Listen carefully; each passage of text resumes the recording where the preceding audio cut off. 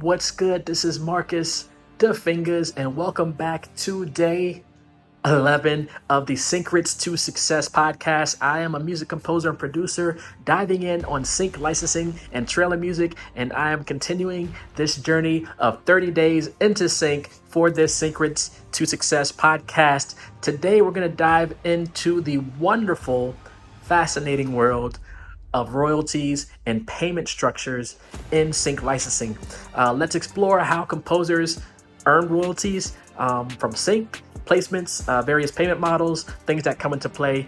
Composers earn royalties from sync placements through different streams. There are performance royalties, there are mechanical royalties, there are sync royalties, and the performance royalties are earned when our music is publicly performed, broadcast, or streamed. And I believe I talked about this maybe on day one a little bit. We're going to dive in more on this. Mechanical royalties are generated from the physical or digital sales of our music. So if your music lands on a big project and people start shazamming it, or they start finding this music online, streaming it, that's how you get your mechanical royalties. Sync royalties are earned when our music is synchronized to that visual media for commercials, film, TV shows, things like that. So to ensure that we get all the royalties, there's a lot we have to do, unfortunately, as music creators, or if we have a sort of admin that helps us register our music. Performing rights organizations, or PROs, such as BMI, ASCAP, and CSAC in the United States, they collect and distribute performance royalties on behalf of composers. And when our music is used in those performances, broadcast, public performance, the PROs will track the usage and distribute those earned royalties to us. Do not try to figure out the calculation for this. There are other entities such as Song Trust, which can help you admin on the publishing side or the performance royalty side. So you can have Song Trust sort of assist with registering your songs with your PRO. There is something called the MLC, which can help you get your mechanical royalties. There is something called Sound Exchange, which can help you get your royalties for things that are streamed online. So there is a lot of things to register for as far as performance, mechanical, things like that. So definitely look into all these different sort of platforms: Song Trust, Sound Exchange, your PRO. Definitely do as much as you can. Ideally, it would be great if there was one platform that could do it all. You just upload your music here and it'll register it on all the things, or maybe you could check where you want it registered: Song Trust, Sound Exchange, MLC, PRO. It would be great if that was all into one platform. We don't have it yet. I believe there's some smart companies that are working on that, so stay tuned for that. The composer, if you are big enough as a composer, you may be able to negotiate sort of higher flat fees. You may be able to negotiate a fixed amount, no matter how the music is used, just depending on your composing level or the sync level or the relationship you have with the client.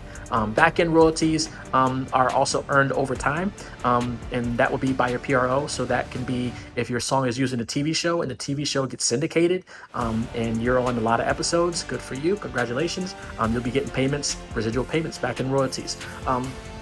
To track your royalties and collect your sync royalties effectively, it is essential to keep accurate records of our music and placements. There are platforms such as Track, I believe it's TRQK. There is TuneSat, which I think is TunesAt, but people say TuneSat, TUNESAT. You can go to these platforms. I think some of them have a free level where you can upload like a limited number of songs that are in your catalog, and then every time the algorithm or they detect it on like a TV show channel or something, or maybe even online, they can tell you where your music was used. So there are some great technology, and then you can pay to have more songs uploaded. You can use these technology and licensing platforms to streamline the process, to accurately track placements and things like that. And that'll make it easier to manage our catalogs and see what songs from our catalogs are generating the most income or the most interest, landing on the most projects and things like that. Financial planning and budgeting. I follow these guys called Earn Your Leisure, and I'm watching their stuff like daily, learning about investing and financial things on the financial side. Financial planning as a music creator and budgeting are key aspects for us as composers, music creators, beat makers, producers to consider based on licensing income. If you land a big placement and you get $50,000 for that placement, you got to know what to do with that $50,000. Taxes, bills, things like that. Reinvesting it back into the business, of course. Maybe buying plugins, sounds, microphones, audio, hardware, software, whatever you need. A new computer. But you have to figure out what to do. Budgeting and financial planning are definitely key. And because sync licensing is so it's irregular. It's not consistent. It's volatile. There's varying payment structures. If you get a foreign payment, it might be in a foreign currency.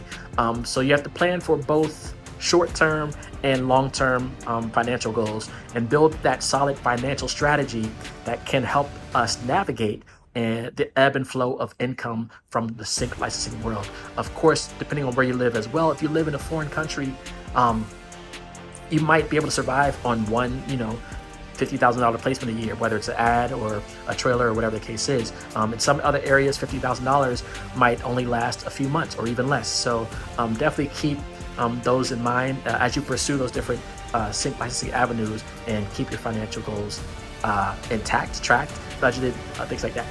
As composers, we have to understand the intricacies and the of the world of royalties, payment structures. That is essential to our business and to make the most of our sync licensing endeavors. By tracking our royalties diligently and planning our financials wisely, we can ensure that our hard work is properly and appropriately compensated. That wraps up day 11 of Syncrets to Success, the podcast, your guide to mastering sync music licensing. Come back tomorrow on day 12, where we will talk more about sync, and I hope to see you there. Join the Syncrets to Success Facebook group. I will include a link in the description and hope to see you there as well. Be safe and be well, everyone. All right. Peace.